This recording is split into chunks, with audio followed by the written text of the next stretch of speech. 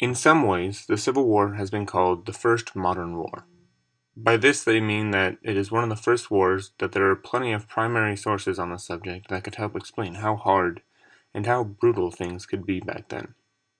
There's a lot of evidence and books and journals that can all be read and used to understand what the people that lived during the era of the Civil War went through.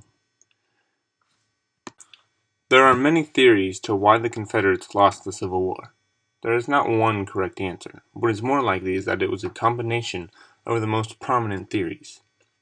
It was most likely a combination of things such as the Union having better leaders, the Confederates losing the will to fight, and a handful of other ideas that all, in part, make sense. There are so many different reasons that it is nearly impossible for someone to pinpoint one specific reason as to why the Confederacy fell.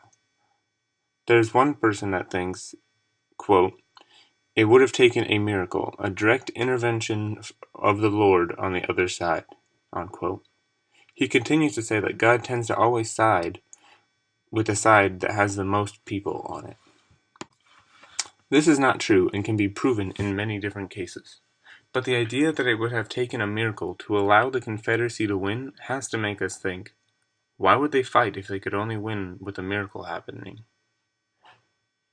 It is a strange thing to think about. The American Civil War was one of the bloodiest of all wars in history.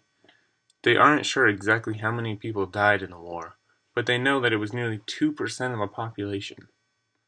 They estimate that to be about 620,000 people.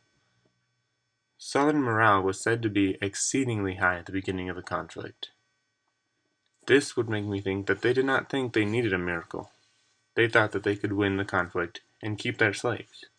Little did they know, the rest of the country wanted to abolish slavery and would fight till the end to make sure that it had been eradicated.